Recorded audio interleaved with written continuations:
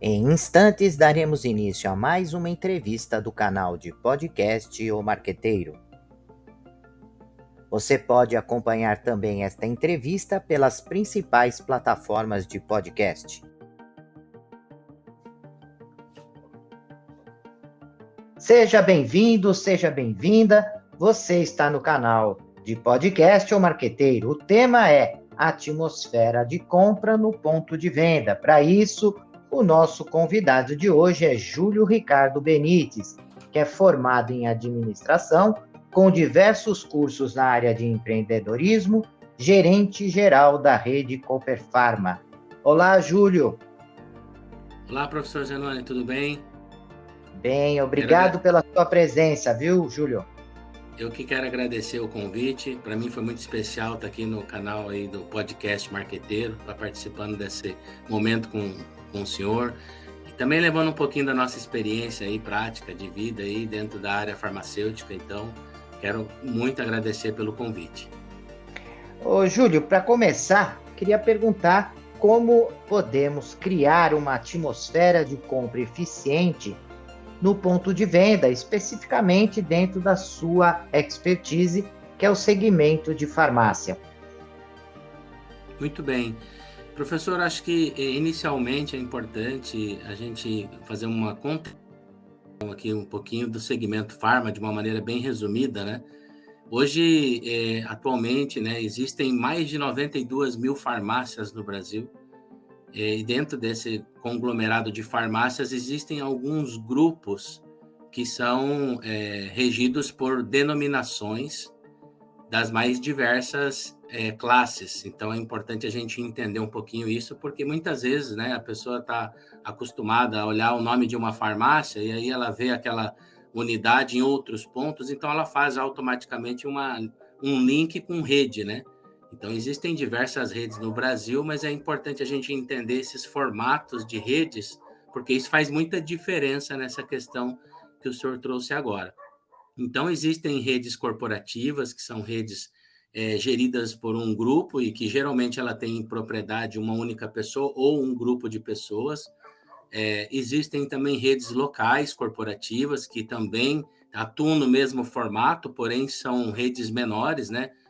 São redes mais presentes em cidades de menos habitantes, ou até mesmo às vezes em grandes cidades, mas numa quantidade de lojas menores.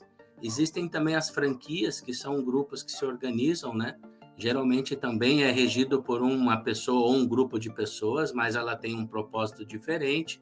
Existem os licenciamentos de marcas, existem as cooperativas e existem também as associações.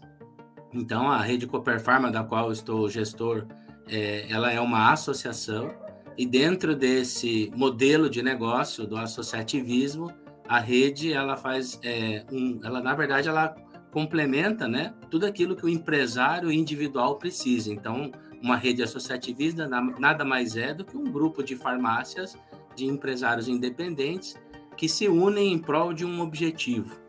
Então, esse primeiro ponto eu acho que é importante, por quê? Porque faz muita diferença na hora que a gente fala da gestão de uma compra, por exemplo, quando a rede é uma rede corporativa, ou quando ela é uma franquia, ou quando ela é uma associação. Então, acho que esse é um ponto importante só para a gente poder elucidar, né? Na hora da gente esclarecer um pouquinho o desafio, porque dentro de uma rede corporativa, por exemplo, as decisões elas são mais centralizadas, né? Então, obviamente, existem grandes desafios também, porém, o desafio de uma rede associativista ele é um pouquinho maior, porque hoje a gente diz, né? Você imagina uma rede com, sei lá, 200 farmácias no modelo associativista. Geralmente são em torno de 150 empresários, proprietários dessas 200 unidades, então você tem que gerir os interesses individuais, né? Muitas vezes aquele produto que roda bem num ponto de venda, ele não tem o mesmo giro num outro ponto. Então, você precisa de muita tecnologia, muita informação, muita análise para você poder conduzir um processo de compra numa farmácia, numa rede de farmácia que atua nesse modelo. Sem dúvida. E Júlio, você disse, né, que entre esses diversos mercados tem as cooperativas, tem as franquias, tem as lojas próprias, tem as redes, enfim. É um conglomerado de empresas, cada um com seu interesse, cada um com a sua estratégia. E hoje nós percebemos que há um conjunto aí de empresas que atuam nesse mercado e dá para observar, tanto nas pequenas, médias, grandes cidades, a quantidade de farmácias, né? Fora aquelas que são online, né? Aquele braço de e-commerce que cada uma delas acaba tendo. Como trabalhar com esse conjunto de empresas sem que haja conflito de canais? Realmente, esse é um desafio imenso, né, que ele ainda está sendo sobreposto. Hoje, o que a gente tem? Hoje a gente tem que adaptar muito à realidade individual. Então, por exemplo, pegar um exemplo nosso, nós somos 80 unidades hoje. São praticamente 80 bancos de dados diferentes. Então, cada unidade possui um estoque independente, possui uma gestão independente. Então, por exemplo, esse canal digital, que é um canal que ele já é um canal que existe há muitos anos, né? Ele só veio se fortalecer ainda mais com a pandemia. Ele é um canal que hoje todo mundo está indo para esse canal de alguma forma. E quando você vê o resultado desse canal digital dentro do mercado de farmácia, ele teve um crescimento absurdo nesse momento aí pós-pandemia. Só que o que aconteceu foi que os institutos que fazem uma aferição desses dados, eles passaram a entender que o canal digital ele não é somente o e-commerce, né? E o e-commerce hoje não é que ele está em desuso nem em queda, ele existe, ele está ainda fortalecido, porém o canal de e-commerce como um todo, ele não é só isso, não é só a venda e a entrega na casa da pessoa em qualquer lugar do Brasil. O e-commerce também é, por exemplo, a venda do WhatsApp. Muitas farmácias exploraram esse canal digital nesse momento de pós-pandemia. Inclusive, até algumas unidades, né, eu falo pela nossa rede, mas eu vejo isso acontecendo em outros grupos, existiam farmácias que não trabalhavam mais nem a entrega. A teleentrega é um processo dentro do negócio que muitas vezes não é uma regra, mas muitas vezes o custo para se manter ele é inviável. Então, muitas unidades acabam deixando de fazer a teleentrega. Só que com essa digitalização acabou voltando. Isso se tornou uma forma de você estar próximo do seu consumidor. Então, assim, o desafio é muito grande, né? E a gente tem feito algumas iniciativas aqui para poder facilitar com que o nosso empresário independente ele chegue ao consumidor também através desse canal.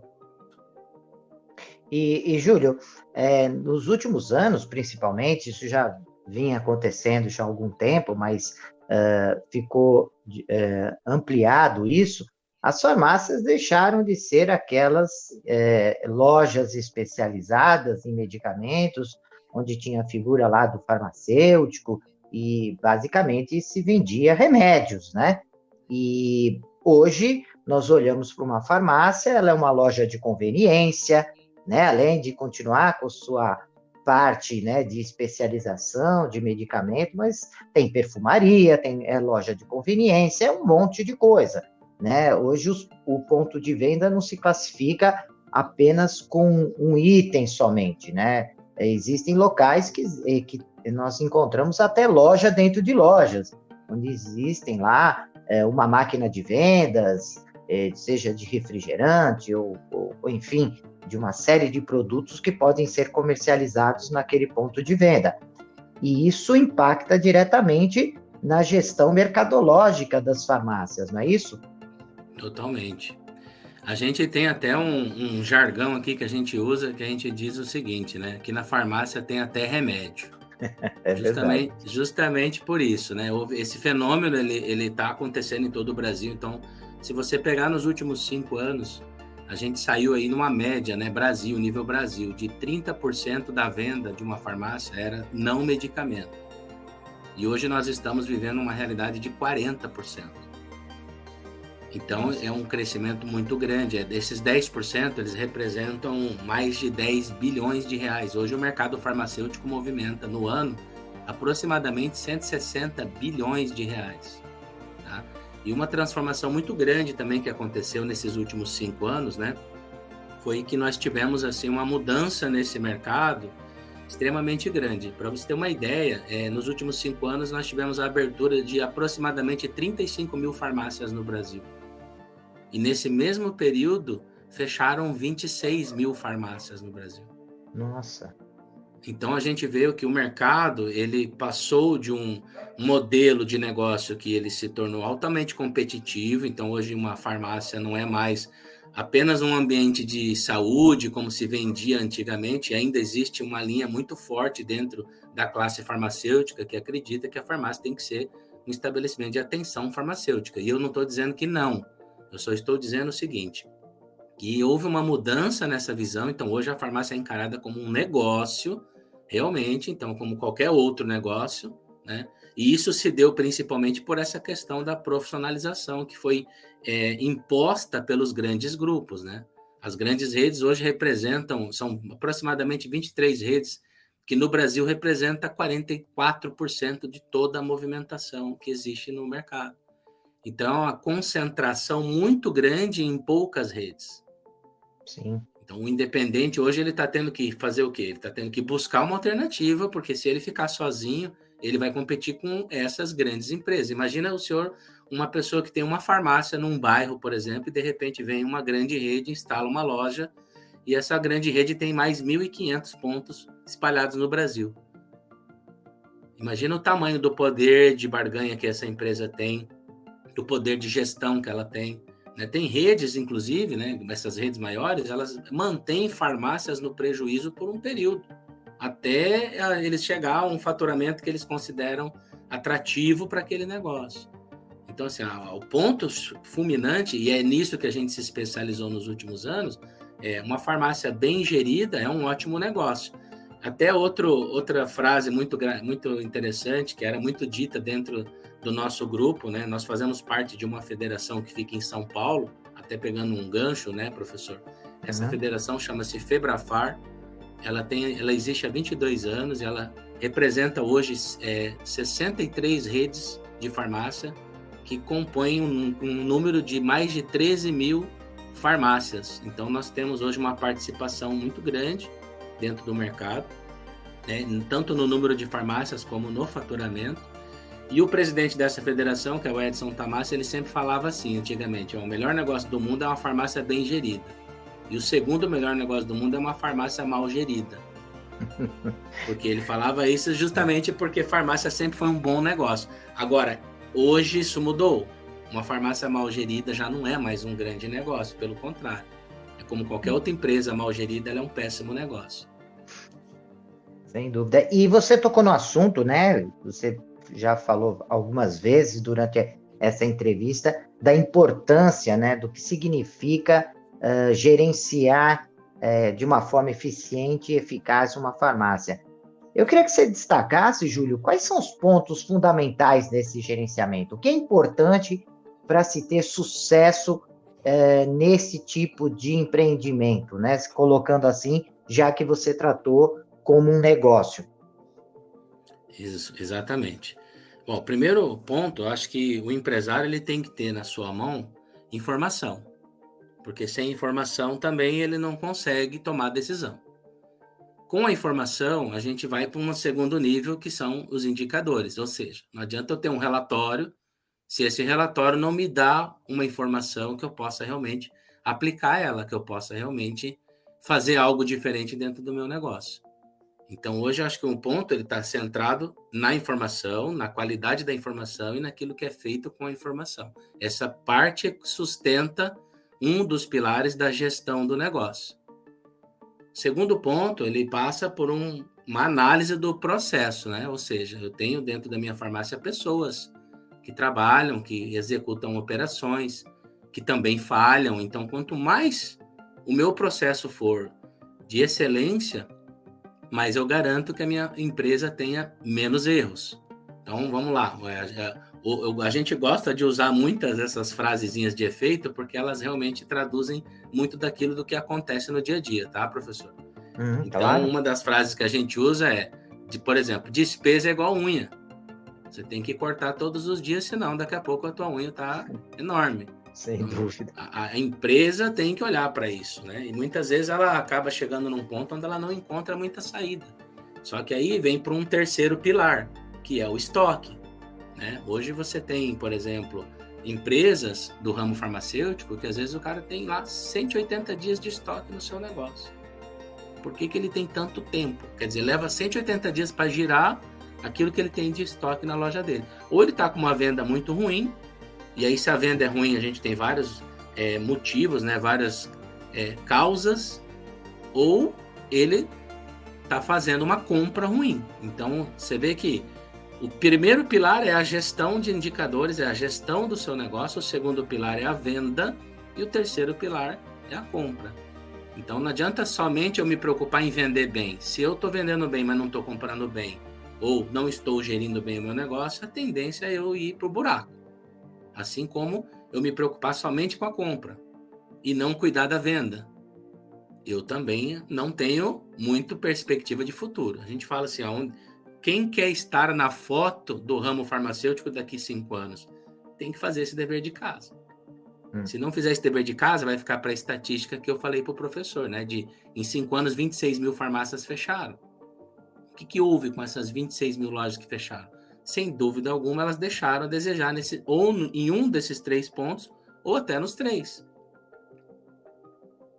E Júlio, você, no início da nossa entrevista, você mapeou esse mercado.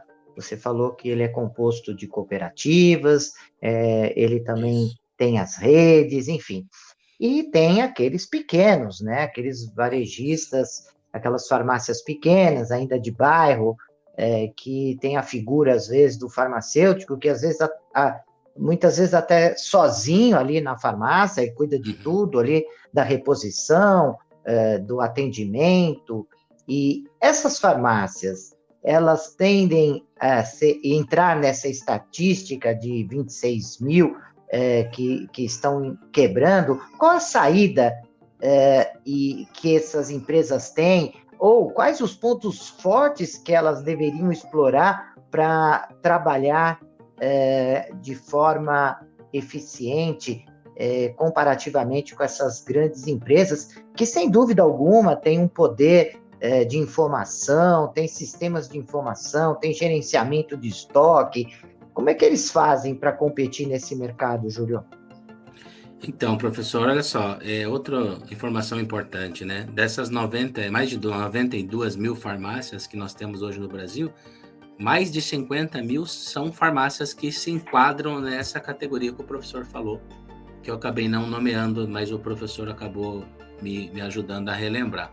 São empresários que hoje não estão dentro de nenhuma rede, eles têm uma bandeira própria, muitas vezes ele coloca o nome da filha, o nome dele, ou ele coloca o nome da padroeira da cidade, ou ele inventa um nome e ele coloca uma marca lá e ele vai sobreviver, né? Algumas farmácias acabam até conseguindo prosperar, mas isso não é uma regra. Tanto que da maior parte das farmácias que fecharam nos últimos 5 anos estão dentro dessa classificação que a gente chama de independentes. Qual que é a saída para esse pessoal aí, para eles conseguirem dar a volta, professor? Não tenha dúvida alguma que a saída para o independente hoje do segmento de farmácia é buscar se associar a uma rede, seja ela associativista, uma franquia, uma cooperativa ou até um licenciamento de marca, tá? E eu falo isso tranquilamente, por quê? Porque muitas vezes o empresário ele não tem o perfil para se adaptar a um modelo ou outro modelo. Então, a primeira coisa, se eu estivesse falando agora com empresários do segmento de farmácia, eu diria, olha, você tem que olhar para todos os modelos e ver qual você mais se adapta. Cada modelo tem uma característica diferente. Então, o primeiro passo é qual modelo que eu vou encontrar a melhor adaptação. O segundo passo é olhar para aquelas entregas que eu vou receber à medida que eu me associe.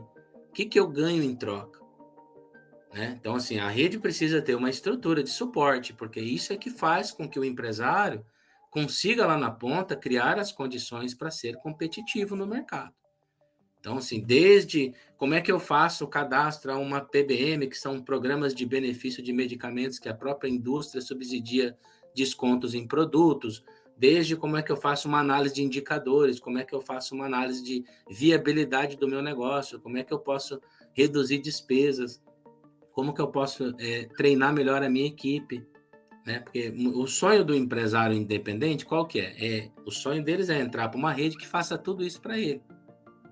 Mas esse é um milagre que não existe. O empresário tem que ter esse entendimento de que o único responsável pelo resultado do seu negócio é ele próprio. Então ele está competindo de verdade com quem? Com ele mesmo. Assim como tem empresários que quando chega uma grande rede do lado, o cara fica amedrontado, fica com receio e acha que vai perder faturamento e começa a reduzir as suas ações, outros empresários fazem totalmente o oposto. Olham para as oportunidades, começam a intensificar mais as ações, fidelizam seus clientes, melhoram seus descontos, negociam melhor os seus produtos, reduzem os seus custos. Então, o que a rede tem de oportunidade para trazer para o empresário independente é exatamente isso. É trazer tranquilidade para que ele possa, na sua área de atuação, ser competitivo. Então, eu acredito muito nisso, professor, e acho que o empresário pequeno, ele deve se associar. Inclusive, até pegando um gancho, né, dentro do segmento associativista, o ramo de farmácia é um case mundial.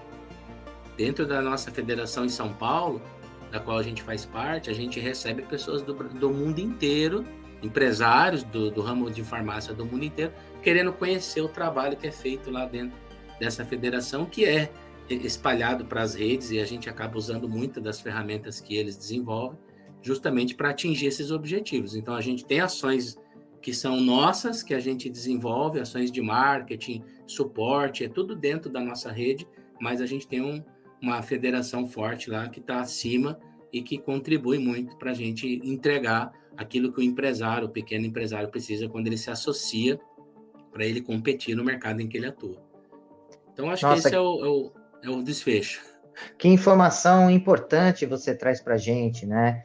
E eu, enquanto você estava falando, Júlio, eu estava imaginando, né? Que o diferencial dessas pequenas, que eu não tinha ideia do volume que ainda elas representam, mas o grande diferencial era aquela figura do farmacêutico, que tinha aquela função de medicar, mas também tinha o relacionamento, a pessoa chegava com uma pequena ferida no braço, com uma dor de garganta, e comentava com o médico, né, com o farmacêutico, no caso, o que ele tinha, e o farmacêutico já receitava ali, e esse era o diferencial, né? As pessoas procuravam essas farmácias de bairro porque tinha essa figura, quase que um consultor ali em relação à saúde da pessoa.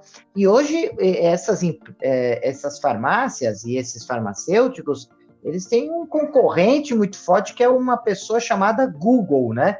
Que muita gente procura o Google antes de procurar uma farmácia. Então, quando vai na farmácia, já não precisa mais daquela figura do farmacêutico, porque já chega com um medicamento, uma ideia do que tem, já pré-definida. Não que isso deveria acontecer, porque o certo é que o médico pudesse realizar essa função. Mas hoje nós sabemos que boa parte do diferencial que as farmácias tinham, que era esse tipo de atendimento, hoje as pessoas conquistam as informações de formas diferentes. É isso? É isso, é exatamente isso que o senhor falou. Isso acontece ainda hoje, porque ainda existem no Brasil todo espalhado as farmácias dos que a gente chama os médicos das farmácias, né? Aqueles consultores lá, aqueles farmacêuticos antigos que recebe a pessoa, às vezes até numa sala especializada, onde ele faz como se fosse uma consulta, até porque a prescrição farmacêutica é algo que está acontecendo. Então, eles têm essa possibilidade. Não pode prescrever o remédio, mas eles podem acompanhar o tratamento, fazer todo um acompanhamento do que a pessoa está tomando a medicação. Então, existem essas farmácias ainda no Brasil, mas hoje elas são raridades. É muito raro você encontrar isso, ainda mais em grandes centros, né? E aí, quando o professor também falou muito bem aí da questão do Google, de verdade também é isso que acontece. Hoje a gente conversa com os empresários e com a equipe das farmácias e eles relatam muito isso, que o cliente chega já sabendo exatamente qual é a função do medicamento, se ele tem genérico, se não tem. Ele já tem até uma base de preço. Ele sabe que tem um outro produto que é similar, que às vezes é mais barato, mas às vezes não é. Então, ele chega com toda essa informação. Antigamente não funcionava dessa forma. Antigamente as pessoas não tinham acesso a isso, né? Há 10 anos atrás ou mais, e elas chegavam e ficavam aguardando as orientações do farmacêutico ou da pessoa responsável. E você vê que esse mercado mudou tanto, por quê? Porque essas pessoas eram as pessoas que estavam há muito tempo à frente dos seus negócios. E aí elas chegaram a um ponto que elas não têm mais energia, ou não têm mais disposição, ou estão com desejos diferentes, não querem mais seguir, e não tem com quem repassar o negócio. E muitas vezes ela ou vende a operação, ou simplesmente ela vai e fecha. Porque às vezes ela estava sobrevivendo, ou ela estava trabalhando. Existem casos até de empresários que trabalham na sua farmácia, mas não dependem mais dela. E aí aquilo para ele é um hobby. Então, a hora que a pessoa perde a vontade, ela simplesmente vai lá e fecha o seu negócio. Então, a pessoa que está hoje nesse mundo moderno, dentro do segmento de farmácia, com todo esse alto nível de competitividade, ela tem que usar as ferramentas a seu favor. O próprio Google é uma arma que ele pode usar, estratégica, para trazer o cliente para dentro da sua loja. Então, existem plataformas dentro do Google, não só do Google Ads, mas outras plataformas terceirizadas, que você consegue montar vitrines de produtos para o teu consumidor. Então, quando ele faz uma pesquisa no Google, por exemplo, de um produto específico, ele vai mostrar o que tem ou não tem na sua loja e o preço que está, fazendo com que o consumidor tenha o desejo de ir até a loja. Porque a venda digital ela é muito assim, o consumidor não compra para receber em casa apenas. Ele vai, valida o produto, o preço, para daí ir até o local fazer a compra. Isso acontece muito também. Então, isso tudo é medido hoje dentro, como eu falei para o professor anteriormente, da categoria de e-commerce.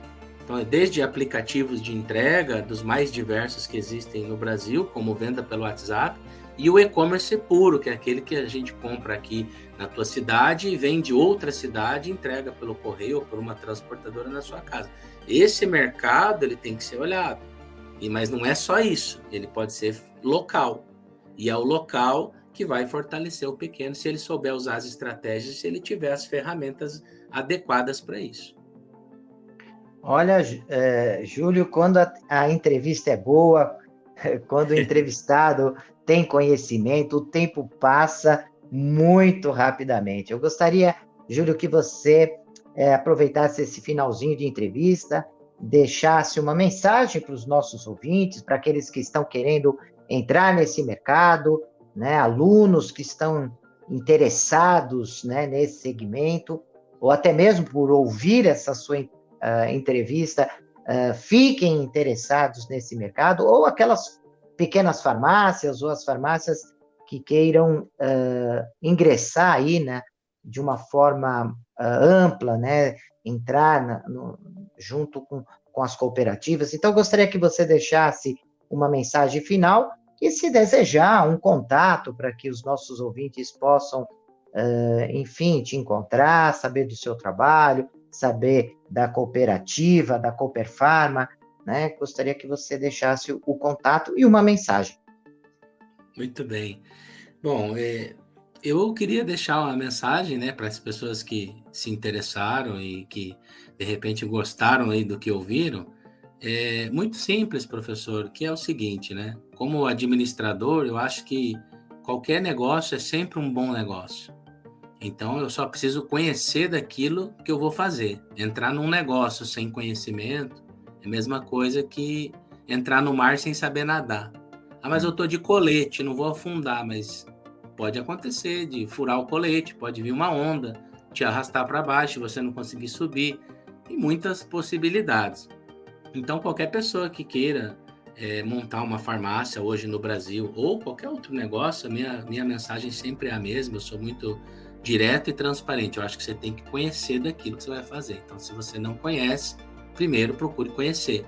E aí, uma dica que eu sempre dou é procure entrar no mercado de alguma forma, seja ele trabalhando numa farmácia, conhecendo, visitando, né, ou buscando informações, ou mesmo buscando uma rede que vai te dar todo esse suporte.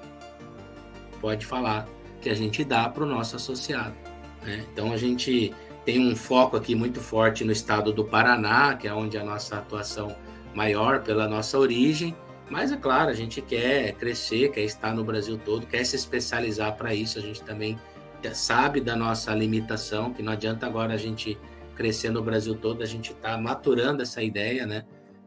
Então, assim, eu acho que o recado maior é esse, professor. Eu acho que as pessoas têm que buscar o conhecimento, buscar a informação, realmente, para daí ela tomar uma decisão, se ela encara ou não o desafio, né? Porque farmácia antigamente era empresas de farmacêuticos ou de até balconistas, pessoas que se criaram vendendo remédio há muito tempo. Dava muito certo há alguns anos atrás. Hoje não. Hoje a gente tem que farmácia é de administradores, de gestores, não importa a formação, desde que sejam gestores de um negócio. Então, quando você está numa rede que te dá suporte de informação, tecnologia, ferramenta, orientação, você antecipa movimentos, você sai na frente, um aprendizado que talvez você levaria 6 meses ou 1 ano para adquirir, você adquire em 10 minutos, meia hora, né? Então, eu acho que as pessoas que têm interesse em montar uma farmácia, ou as pessoas que têm uma farmácia hoje que não estão numa rede, que procurem uma rede para se associar, seja qual for o modelo, mas conheça todos os modelos antes de tomar a sua decisão, pesquise mais de uma rede para fazer a sua melhor escolha. E é isso, professor. Eu gostaria, sim, se o senhor permitir, deixo o meu contato, fico à disposição dos seus alunos, até do próprio professor e de outras pessoas que estejam ouvindo e tenham interesse, né, dada a sua audiência, que ela é, sim, bem significativa, tá? O meu e-mail é julio@cooperpharma.com.br. O Cooperpharma é com O só. Então é julio@cooperpharma.com.br. Fico à disposição sempre que precisarem aí para troca de ideias e para tirar informações aí com vocês, tirar dúvidas, enfim. Estamos à disposição. E muito obrigado, professor, pelo convite. Foi um prazer estar com você hoje à noite. E espero que a gente tenha outras oportunidades aí para conversar. Sem dúvida alguma, Júlio. Eu acho que não vamos esgotar esse tema. Eu acho que há muitas dúvidas, perguntas ficaram, né, abertas ainda, mas esse é o espaço que nós temos. O período realmente é curto para bater um papo, mas foi extremamente rico e eu agradeço demais a sua disponibilidade, o seu tempo para chegar até o nosso canal e falar com os nossos ouvintes. Agradeço demais e, prezados ouvintes, até um próximo podcast. Deixe seus comentários, sugestões e opiniões. E aproveite e se inscreva no canal.